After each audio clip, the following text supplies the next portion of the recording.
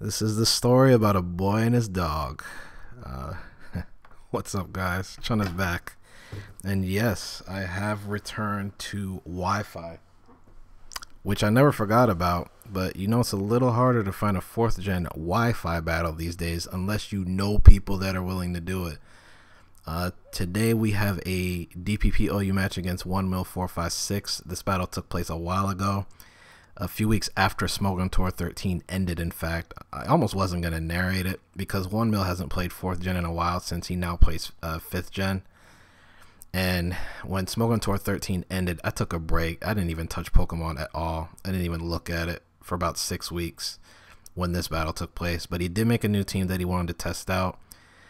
So I was on TPX and he challenged me and I accepted since I wanted to get back to Wi-Fi battling at some point. So this game's really more about who does worse as opposed to who outplays who. But I'm going to lead with Raikou. He leads with Empoleon. Here's mistake number 1 right off the bat. I go for Thunderbolt to break its sash. But that brings Empoleon into Torrent range, which I completely forgot about. And he's able to Oko Raikou with Hydro Pump, which normally does not one-hit KO. So I lose Raikou immediately. And I don't have anything that could take a possible Aqua Jet, especially since it's boosted by Torrent, so except for Gyarados. So I revealed that on the free switch to get the Intimidate drop on it so it can take it a little better. Waterfall's a safe bet since it's turn 2 and I'm already down 5-6. I'll get to see what his switch in for Gyara is, and it turns out it's a Metagross. Wasn't sure what type of Metagross it could be, but judging from the damage, it's definitely not a bulky one. I assumed it to be Agility at first. And I'm cautious enough to realize that he brought it in for a reason. So no matter what set it is, Bronzong's a great switch for it. So I go to it to scout. He goes for Thunder Punch right off the bat, giving me the notion it could be Scarfed. But I never know quite what to expect from 1mil. So we'll find out.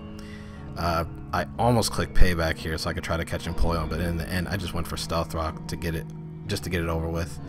And I thought him going to Empoleon would be a little too obvious, but he did go back to it. I should have just went for Payback in hindsight.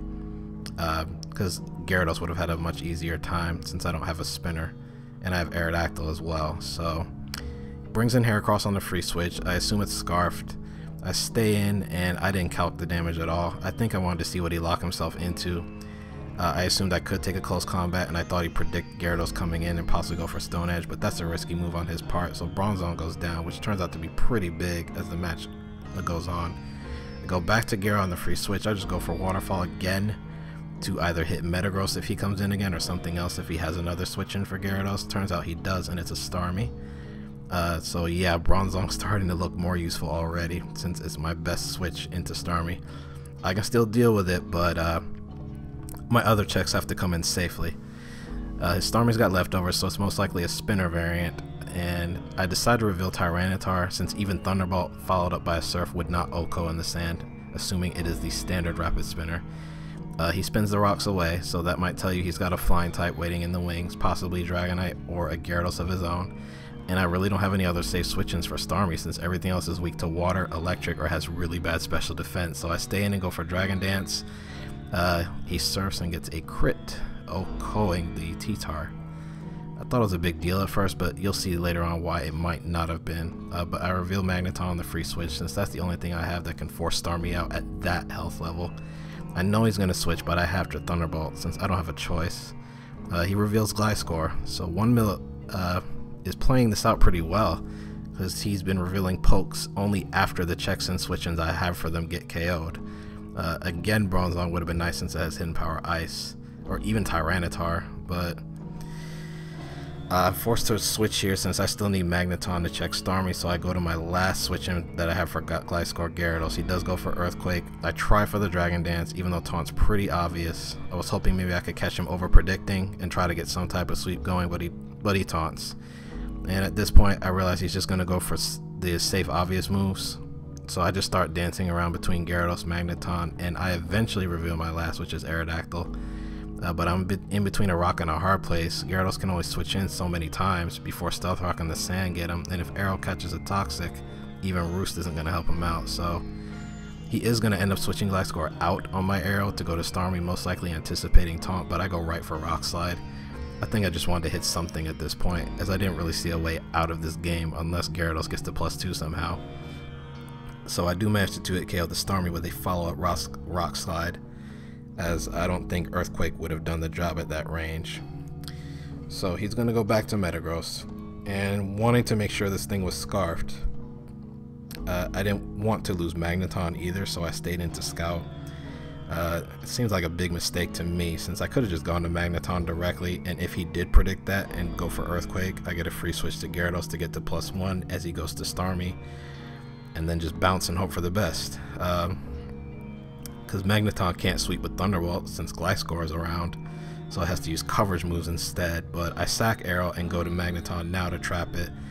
I just hope for hacks at this point, so I go for Signal Beam. But he crits me with the next Thunder Punch, which makes it a 2-hit KO instead of a 3-hit KO.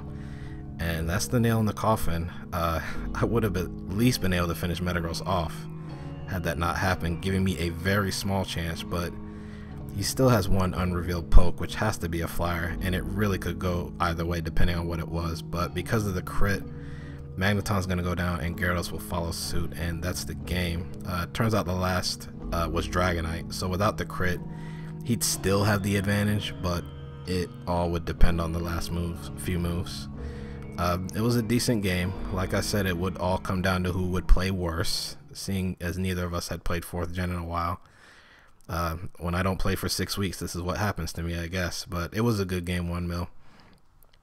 Pretty fun match. I do hope to rematch you in DPPLU again, and hopefully soon. There's not too much else to say other than I hope you guys like the new quality.